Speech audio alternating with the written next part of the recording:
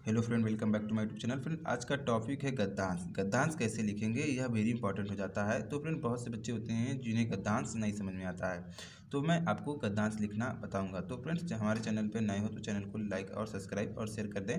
तो फ्रेंड्स, चलते हैं अपने टॉपिक पर। तो फ्रेंड्स, हमारा टॉपिक क्या है देखिए। तो फ्रेंड्स, यहाँ पर देखिए प्रश्न उत्तर नंबर 3, जैसे मैंने यहाँ पर प्रश्न उत्तर नंबर 3 लिख दिया है। ठीक है, आपके क्वेश्चन पेपर में जो भी रहेगा उसको यहाँ पर लिख देना है। ठीक है, प्रश्न उत्तर नंबर 3 हमने यहाँ पर डाल दिया है। तो फ्रेंड्स, आगे देखिए यहाँ पर जैसे मैंने भारतीय साहित्य में वह अपूर्ण था, जैसे यहाँ भारतीय साहित्य में डॉट डॉट डॉट वह अपूर्ण था।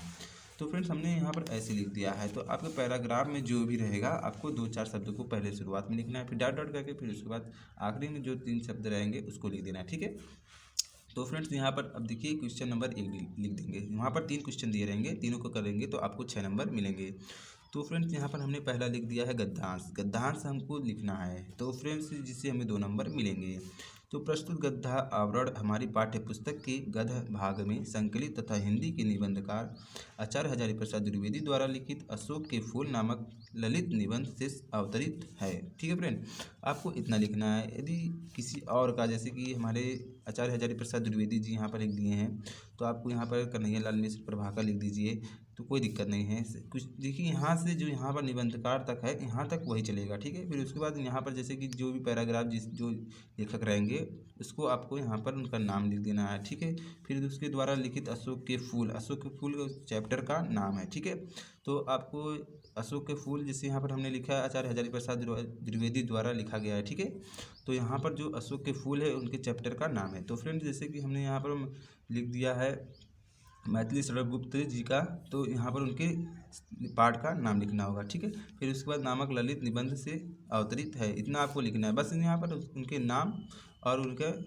मतलब रचिता जो रचिता है, तो फ्रेंड्स उसको यहाँ पर लिखना है। ठीक है, उसके बाद किसी भी लेखक का होगा, आप इसको लिख देंगे तो चल जाएगा। ठीक है, तो फिर उसके बाद आपको रेखांकित अंश की व्याख्या करना है। तो रेखांकित अंश की व्याख्या करने के लिए आपको क्वेश्चन नंबर 2 लिखना पड़ेगा। फिर उसके बाद रेखांकित अंश की व्याख्या करना होगा, जिससे आपको 2 नंबर मिलेंगे। आखिरी में तीसरा क्वेश्चन होगा, जिसमें हम आपको एक मॉडल पेपर दिखाते हैं जिस प्रकार आपको समझ में आ जाए। तो फ्रेंड्स, यहाँ पर देखिए जैसे मैंने यहाँ पर मॉडल पेपर ले लिया है। ठीक है, यहाँ पर देखिए बुद्ध के जन्म की घटनाएं तो इन चित्रित कथाओं में ये है। तो यहाँ पर है जैसे कि यहाँ से यहाँ तक है बलिदान हो गए थे, यहाँ से यहाँ तक है आपको नहीं बुद्ध के इस जन्म की घटनाएं। ठीक है, यहाँ से यहाँ तक आपको लिखना है, फिर उसको डॉट डॉट करने के बाद बलिदान हो गए थे, इतना आपको लिख देना है। ठीक है, उपयुक्त गद्यांश का संदर्भ लिखिए। उपयुक्त गद्यांश का संदर्भ लिखिए। तो फ्रेंड, हमने जो आपको बताया यहाँ पर गद्यांश से यहाँ पर जो हमने बताया हमारी पाठ्य पुस्तक के गद्य भाग में संकलित तथा हिंदी की निबंधकार। तो फ्रेंड्स, जो मैंने ये बताया आपको क्वेश्चन फर्स्ट में लिखना है। ठीक है, आपको थोड़ा बहुत पढ़ के जाना पड़ेगा। फिर गद्यांश के रेखांकित अंश की व्याख्या कीजिए। तो फ्रेंड्स, यहाँ पर जो हमने दूसरा क्वेश्चन आपको बताया, रेखांकित अंश की व्याख्या कीजिए। जैसे कि यहाँ पर दिया गया है, यहाँ से दिया गया है यहाँ तक। ठीक है, यहाँ से यहाँ तक दिया है, आपको इसी भाग को लिख देना है। ठीक है, अगर यदि आपको कुछ समझ में नहीं आ रहा है तो। ठीक है, अब तीसरा देखिए, जातक कथाएं किन्हें कहते हैं। जैसे कि यहाँ पर पढ़ेंगे एक बार तो जातक कथा के बारे में आपको पता चल जाएगा। तो फ्रेंड्स, आपको यहाँ पर तीसरा क्वेश्चन ऐसे डालकर उसके बाद लिख देना है। ठीक है फ्रेंड, जिससे आपको 6 नंबर मिल जाएंगे। जिससे आपको यहाँ पर देखिए 6 नंबर मिल जाएंगे। तो आई होप फ्रेंड हमारा वीडियो आपको समझ में आया हो। तो फ्रेंड, हमारे चैनल को लाइक सब्सक्राइब और शेयर करें। तो फ्रेंड्स, अगले वीडियो में आपको बहुत सरल तरीके से और भी क्वेश्चन को बताऊंगा, जिससे आपको बहुत सरल तरीके से समझ में आए।